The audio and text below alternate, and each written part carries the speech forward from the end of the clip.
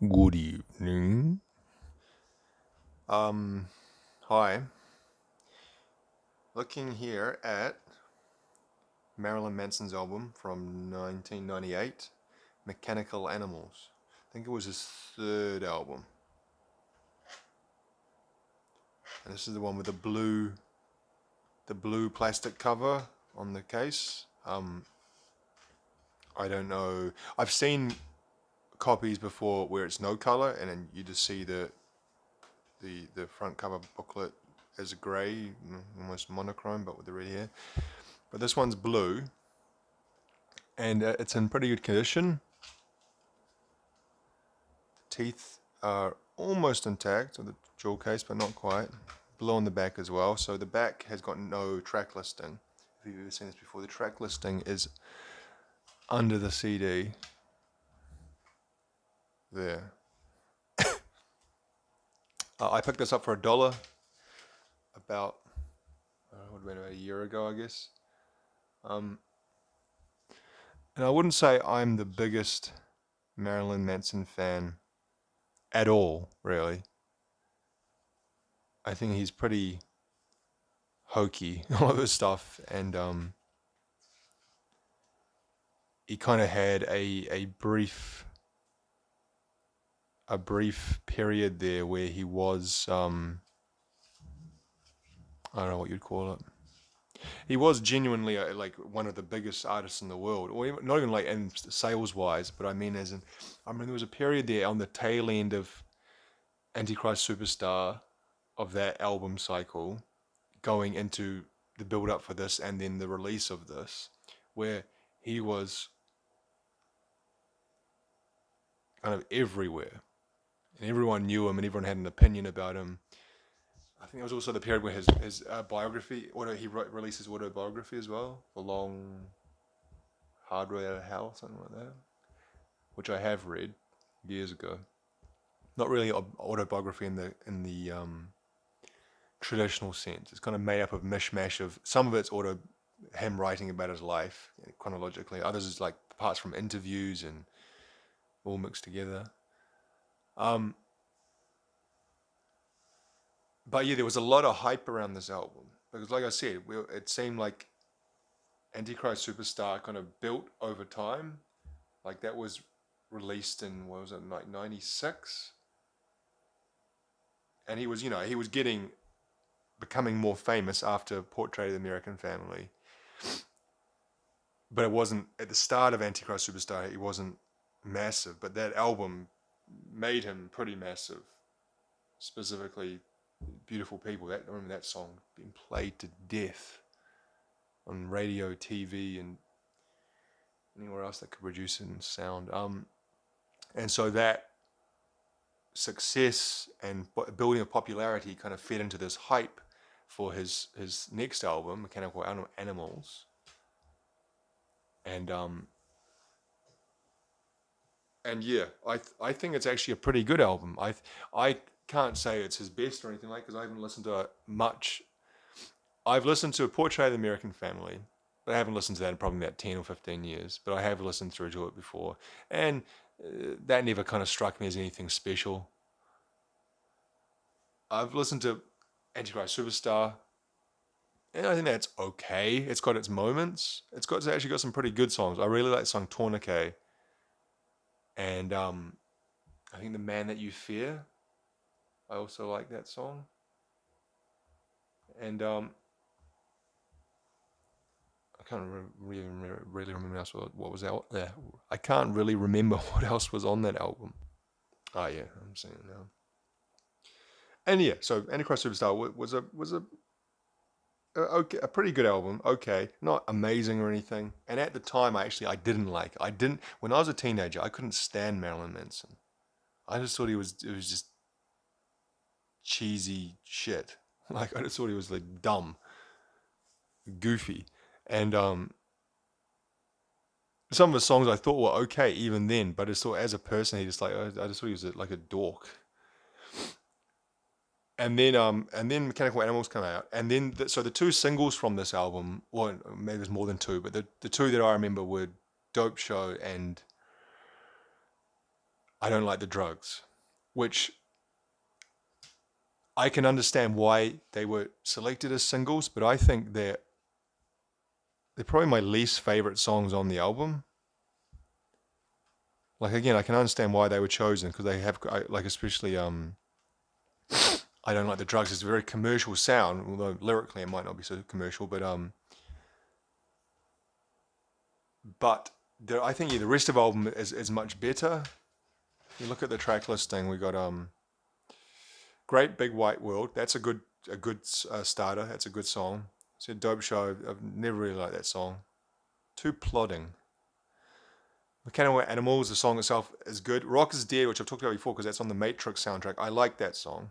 I've always liked that. I like the bass line in it. 3 songs here: Disassociative, The Speed of Pain, and Posthuman. I think those are the 3 best songs on the album. I like that trifecta there. I Want to Disappear is also a pretty good song. I said I don't like the drugs. New Model number 15 is okay. And though, yeah, those last 1, 2, 3, 4, all the way, I'd say, well, just looking at that and thinking about those songs, I enjoy almost every song on that album except for the 2 singles. Coma White's okay, um, but yeah, there's better stuff on it. Now, if you read about this album, there's a lot written about it, and Marilyn Manson has said a lot about it as well, and he's a bit of a gobshite, as in that he talks a whole lot, and then contradicts himself, and doesn't make a whole lot of sense sometimes. And some people would say, well, that's because you're not smart enough, you don't understand what he's saying. But he's not saying anything particularly profound or complex. It's just like sometimes it seems like he likes the sound of his own voice too much. A lot was written about that this album took a lot of influence from David Bowie, which you can hear on some songs. I don't know enough about David Bowie's 70s albums, you know, beyond the songs that everyone knows. I've never listened in depth to a lot of Bowie stuff, which I know is probably sacrilege for a lot of people, but the one song that I can hear a Bowie influence is the Fundamentally Loathsome, track 12. There's also a lot of kind of like the whole it's a concept album. The concept's meant to be about some like alien creature that fell to Earth. Again, you know, sounds quite Bowie-esque in its description, and then used as a rock star to get sales for the company. And so a lot of the atmosphere and vocal effects are kind of like alien robotish. Sorry, excuse me, I'll get some water. This cold's hanging around. Not cold, sorry, this cough. I COVID like 2 weeks ago now, and it's the cough still lingers. It's not as bad as it was, but anyway, what I was saying is that yeah, it's not like Bowie's the only person who's taken on the concept or theme of alienation, and then alien in the literal sense as well. But excuse me. But some people would say it's kind of almost a rip-off, some of the way that he takes that. He also talked about the concept of this is that it was meant to be a trilogy: Antichrist Superstar, Mechanical Animals, and the album that came after this, which was it like In the Shadow of Hollywood, or it's called? I think I've talked about that album before. Of course, it doesn't count when I want to look at it. It is called Holywood, in the Shadow of the Valley of Death. Those 3 albums are supposedly a trilogy, and the concept flows through from beginning to end. But then he came out afterwards. Like I was reading this, kind of going through things he said about these albums, and he said, "Oh no, actually, the concept is backwards. The first part of the story of the concept is Hollywood. The 3rd album, that's the first part, and then the second one is Mechanical Animals, and then the Antichrist Superstar, which kind of makes sense, I guess. But then, yeah, I don't know. So often with concept albums, the concept is too diffuse, and it's like they're trying to fit it in. Bands try to fit the concept in after it's been written. Do you know what I mean? Or maybe that's just my feel, is that the concept doesn't follow through enough. Like, for example, the what's that? Mastodon's album, Crack the Sky, which is a brilliant album. I love that album. But that's got a much more in-depth concept to it. I can't remember the whole story of it, but I've never been able to fully follow it, and I think this because the songs, if you go read the lyrics and you kind of follow along the songs at the same time as what they're saying, because I've got a DVD that I got with one of the CDs, the Mastodon CDs, that the guy, I think it's Bran, the drummer, he explains the concept in depth, but it kind of just, I don't see it following in all the music. I don't. It's almost like, yeah, like after the fact they've decided, oh, this is the concept. Again, maybe I'm completely wrong. I don't know. But anyway, that's what I feel a bit like with Marilyn Manson's description of the concept of these three albums, including Mechanical Animals. It's like he's gone after the fact. He's kind of thought to himself, I'm going to make this even more pretentiously complex and say, oh, it's actually a reverse concept, and haha, I only just explained it now. I don't I don't know if that's true, but anyway, stylistically, the music, it is a bit of a change up from Antichrist Superstar, and that he's kind of moving away from the industrial metal sound and to a much more, like they say, glam rock, and you can hear glam rock elements, especially some of the guitar solos, and more electronic rock and industrial rock as opposed to industrial metal. His relationship with Trent Reznor had also broken down by this point, and he wasn't using him as in the production. He used Michael Beinhorn, who we talked about last week on the whole album, and also Sean Bevan, who worked a lot with Nine Inch Nails and went on to work with Marilyn Manson quite a bit. So it's kind of a combination there of the kind of like big time mainstream producer Michael Beinhorn, but also the call back to their roots of industrial goth, whatever you want to call it, with Sean Bevan. So you can definitely hear the change, and I think there's more breadth to the sound of this album. The one thing that always brings the music down of Marilyn Manson is, and I know this kind of sounds stupid because he is the band in many ways, but his vocals are just so, the range is so narrow, and the, whatever you call it, the affectations or his delivery, he kind of almost only has one setting, and it it becomes a bit of a drag almost, because it's just like the music's good, and I guess this album kind of went some ways to kind of, what do you call it? What's the word where you make something less? Jeez, my brain's not working. There's a special word. There's a word where you say mitigate. Yeah, mitigate. Maybe is what I'm thinking of. Mitigate his vocal limitations, and by using a lot of processing, a huge amount of processing. Like I said, sometimes to make him sound like an alien or like a robot, or just a lot of shitload of reverb and distortion or other whatever effects they have on it.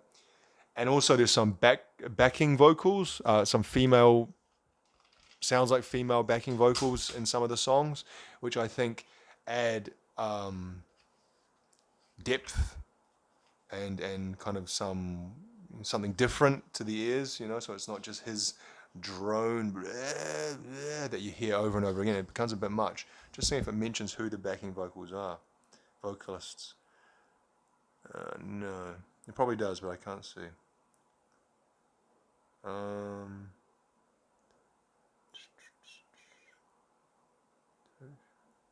Like I know, and I don't like the drugs, but the drugs like me, there's definitely, okay, background vocals, John West, Lynn Davis, or sorry, I'm not showing that, am I?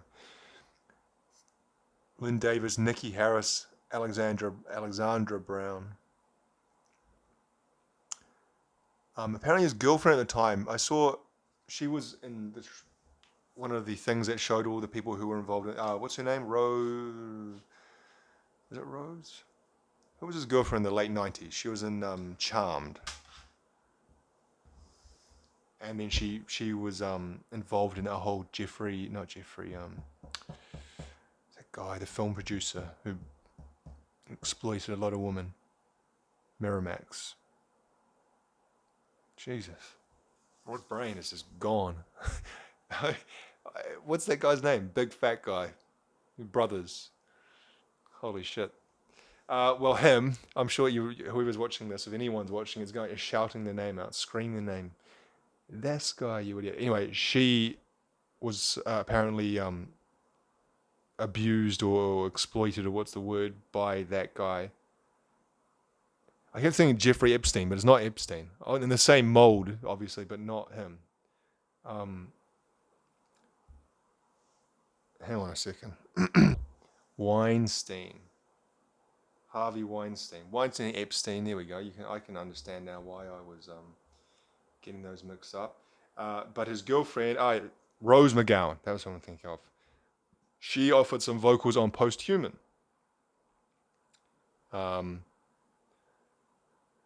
Diana Lauren. She offered some. Like I said, Alexandra Bounder, and that is Lynn Davis. Some of these people have their own Wikipedia pages, so I assume they're somewhat. So Lynn Davis is a famous R&B singer. So, see, Dave Navarro did guitars on "I Don't Like the Drugs." And one thing interesting is that I actually already knew this, but it kind of, by looking at the track listing and the writing credits for this album, kind of rammed it home that all the lyrics are written by Marilyn Manson, but he almost has nothing to do with the actual music composition itself. He has two out of the 14 tracks, he's involved in one. He's involved in one of the writing credits. The majority of the music is written by Twiggy Ramirez. Geordie White, I think is his name. Went on to play in Perfect Circle and Nine Inch Nails for a short time, and been involved with a few other bits and pieces. He auditioned for Metallica when Jason Newsted left. So him and Zim Zum, who was the guitarist for a very short period, and Gacy, Madonna Wayne Gacy. I think he was the keyboardist. He's got some writing credits, but the majority is Twiggy, and that's why when Twiggy left, I think he left after the next album, or maybe the next album. He maybe that's why he kind of dropped his albums after, like, so the album after this, the Hollywood one, that did relative. It didn't do, like, it was a drop off from Antichrist Superstar and Mechanical Animals, but it was still relatively okay. And then the Golden Age of Grotesque, I think again that was okay. It did okay. I'm not sure like how. Although it says 500,000 in America, gee, it's not that great, is it? Although it did go #1 in US on the. Okay, so by that stage, Twiggy had left. They had John 5. Well, he was obviously John 5 was a guitarist. Twiggy was the bassist, but Twiggy was gone by then. So the albums after that, after the Golden Age of Grotesque, like Eat Me, Drink Me, The High End of Low, Born Villain, these things didn't do much at all. And he was like playing in much smaller venues. He just kind of, the Pale Emperor, Heaven Upside Down. I think Twiggy did come back at some stage. Don't know when, but then he went out again because he had accusations against him as well. And then, of course, we come to present day, and I think it was very early days of the COVID thing. Was it 2020 or May 21 that he was? Marilyn Manson himself had some pretty serious accusations leveled at him, and he's kind of went quiet. You didn't really hear much at all from him after that. And just in the last couple of months, some of the court cases have been dismissed in his favor and against his favor. Like he countersued, I think, one of his ex-girlfriends. There's a really good Trent Reznor quote about Marilyn Manson, which kind of uh, fits what I feel as well. Yeah, I found it. So they were quite close friends, from what I could gather from Marilyn Manson's autobiography and things you see, like video footage from the '90s around kind of, Marilyn Manson's in the video for "Gave Up," which is pre Downward Spiral. This would have been what, during the Broken era, 92, 92, 93, and this is before Marilyn Manson was anything, and then Trent produced, I think both Portrait of the American Family and Antichrist Superstar, and and like I said, from Marilyn Manson's book, it seems like they're quite close, but they had a falling out, and it's never really been stated exactly why. I think there was tension in the production, you know, working in that relationship as producer artist, and there was, but anyway, uh, relatively recently, maybe about 5 or 10 years ago, Trent Reznor said, when asked about Marilyn Manson, he said, "He used to be the smartest guy in the room, and as a fan of his talents, I hope he gets his shit together. But now," he called him a dopey clown. And that's kind of how I felt like when I read that book of his, and the book would have been about 97, 98, even though there's some pretty graphic and not very nice stuff in that book, he does seem very smart and self-aware of everything. His image and the stupidity of what people say, like the rumors and stuff, like, had his rib removed so he could blow himself, or he used to be what, Paul Pfeiffer from the Wonder Years, and he's quite funny referring to those things. And yeah, that book, he's just, it's like like I said, it's like he can stand outside himself and look exactly what's going on and say, yep, this is what's happening. I knew this was going to happen. I planned this. And then it's almost like he fell into it. Like he was like, he was aware of the ridiculousness of fame and all that. But then he kind of just was enticed to it and became part of it. It didn't become a joke. And he became, like a dopey clown. From going like an incredibly smart guy who was self-aware to someone who didn't realize now he was the butt of the joke. So yeah. All right, as usual, I rambled a lot, but definitely a good album. Definitely, I think, from what I've heard of his stuff, the best thing he ever made, he ever produced, and a pretty solid number of good songs on it. I'd recommend listening to it if you like any kind of rock music, I guess. Anyway, I'll leave it there. Thank you.